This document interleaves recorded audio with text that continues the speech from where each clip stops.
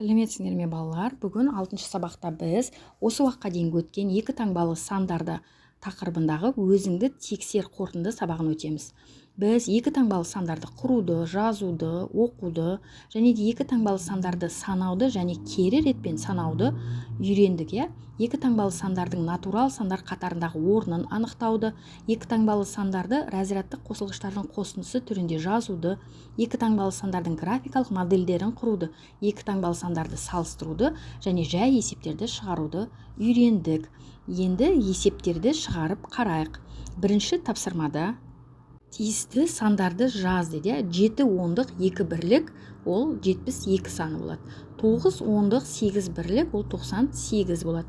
9 ондық 0 бірлік 90 болады. 6 ондық 2 бірлік ол 62 болады. Екінші тапсырмада сандарды жаз. 47, 56, 62, 71, 98, 34, 29 сандарды жазып шығамыз. Енді үшінші тапсырмада сандардың жазылуындағы әр цифр нені білдіреді?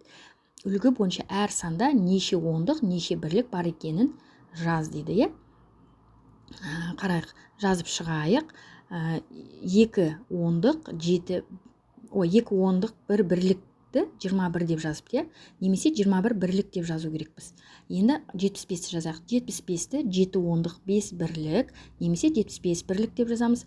48-ді 4 ондық 8 бірлік, немесе 48 бірлік деп жазамыз. 23-ті 2 ондық 3 бірлік, немесе 23 бірлік деп жазамыз. 95-ті 9 ондық 5 бірлік, немесе 95 бірлік. 61-ді 6 ондық 1 бірлік, немесе 61 бірлік деп жазамыз. Енді төртінші тапсырмаға қарайық. 69, 20, 47, 95, 38, 51 сандарының көршілерін жазып шық дейді. Қараңдар, 69-ның көршісі алдыңғы 68, артындағы 70, 20-нікі алдындағы 19, артында тұрған 21, 47-нікі алдында тұрған 46, артында тұрған 48, 95-нікі алдында тұрған 94, артында тұрған 96, 38-дік алдында тұрған 37, артында тұрған 39, 51-дік алдында тұрған 50, артында тұрған 52.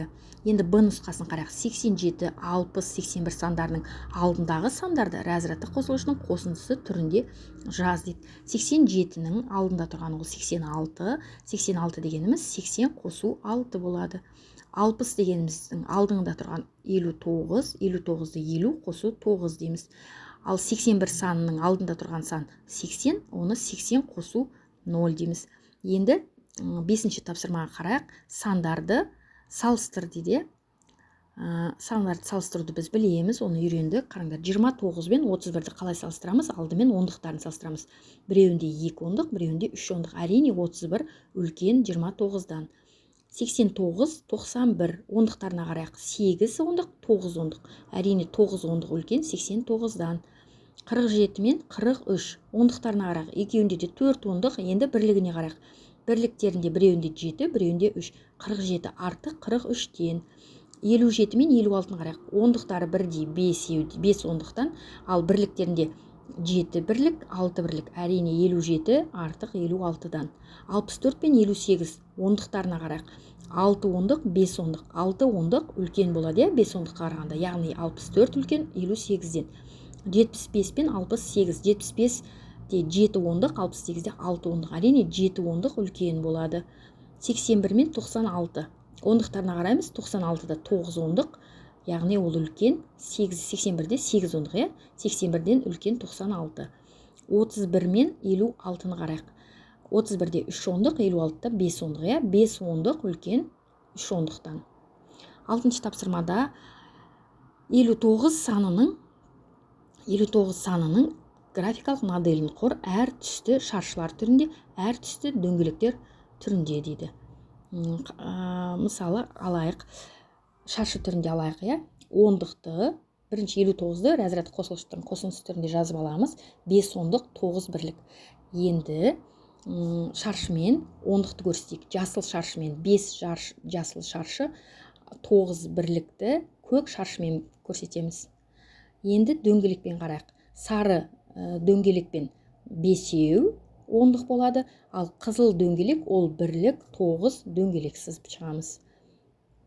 жетінші тапсырмада разрядтан аттамай бір таңбалы сандарды қосудың қысқаша кестесін құра аласың ба дейді.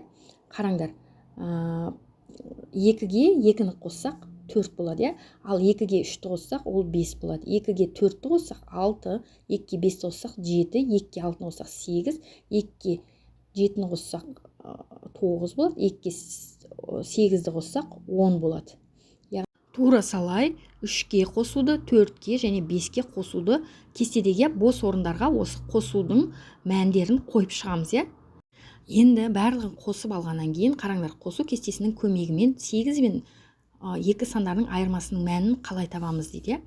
Қалай табуға болады? Біз өзіміз бағана 2-ге қосып шықтық, 2-ге. Бірінші жазғанымыз өзіміз 2-ге қосып шықтық. Енді осы жерден өзіміз жазған 8-ді тауып аламыз. Айттық қой, 2 жоғары жақтағы көкте 6 тұр, 2-ге 6-ны қоссақ біз 8 дедік. Енді өзіміз жазған 8-ден осы 6-ны 2-ні алсақ, соның төбесінде тұрған сан шығады. Тура солай барлығын алуды да жазып шықсақ болады.